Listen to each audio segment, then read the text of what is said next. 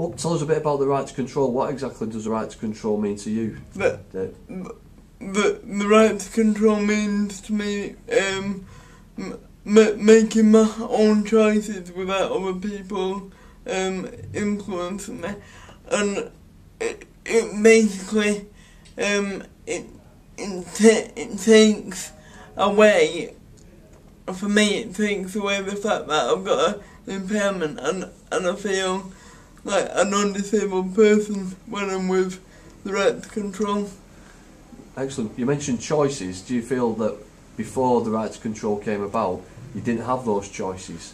Yeah, because I've just recently recruited CPAs, and before I started working with the right to control, I got the forms back in November 2009, 2010, and my mum didn't do anything with those forms, and I joined here in October 2010, and they signposted me to the CIL, Centre of Independent Living and Right to Control, and I got my own advocate, which enabled me to draw up a support plan and go to panel and actually interview my PAs, and I started working with them in January,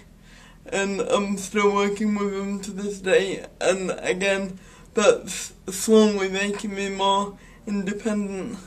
That's something I was going to say. I mean, it sounds fantastic.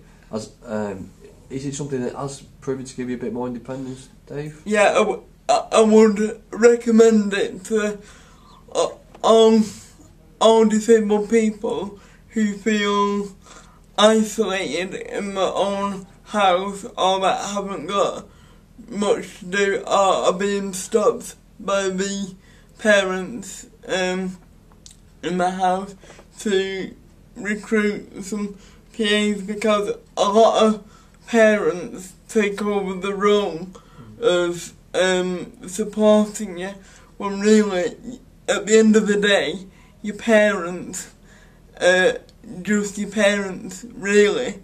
You don't want them caring for you, because you don't want them supporting you, because with them supporting you in the past, there can be a lot of clashes and lots of arguments going on. You can stick to the parenting role, is what you're saying? Yep. There you go.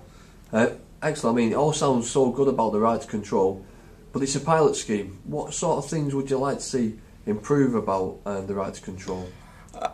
I'd like to see, like today for instance, we're getting people in from Access to Work, and I'd like to have a look at Access to Work, because I've actually got an interview on Friday with Job Centre Plus in Bury, because I'm looking for paid work now, because I've recruited my own PAs. I'm getting more independent, but I'm having to pay out of my own money before I can get it reimbursed from my budget, and because I'm getting more independent, it's taking a large chunk out of my money that I get, my disability money. Right, okay. Fair enough, fair enough. Would you say the process for you as a person who accesses it has been an easy process to go through, quite clear and understandable, or has there been points where you found it a bit sticky?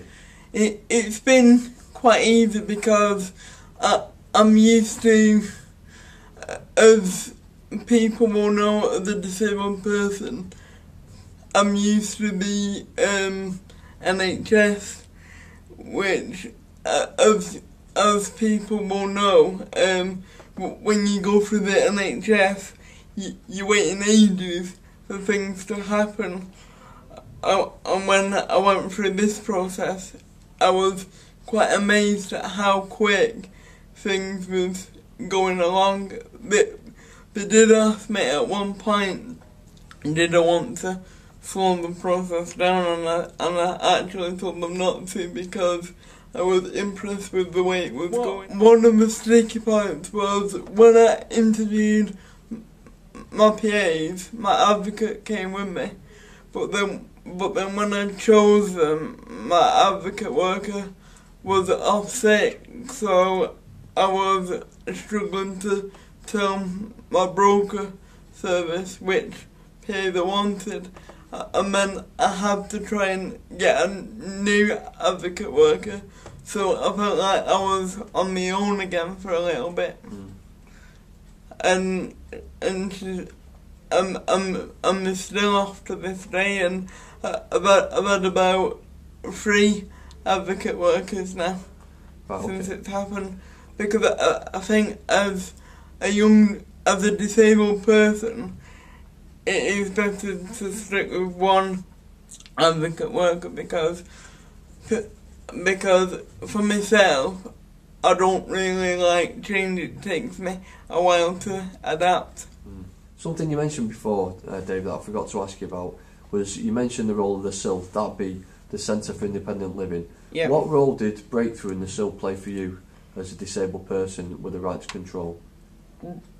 Breakthrough helped me go through the route finder to try and determine what I wanted from life.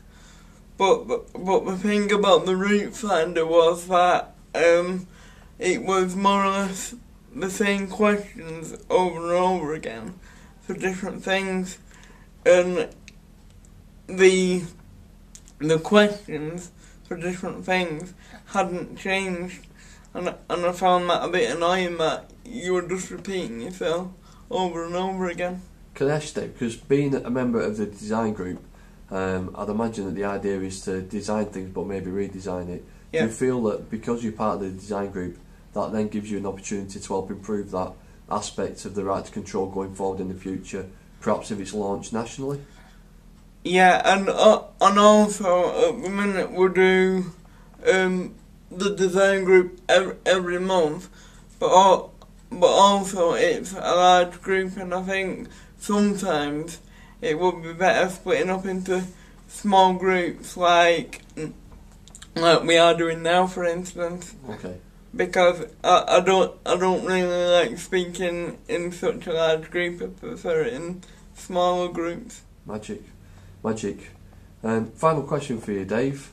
Would you say that due to the right to control, you've got a higher expectation of what you might be looking to achieve in the next year going forward, potentially? Yeah, I'm actually on the housing list as we speak, so I'm waiting to live independently, which will be another step for me, and it will make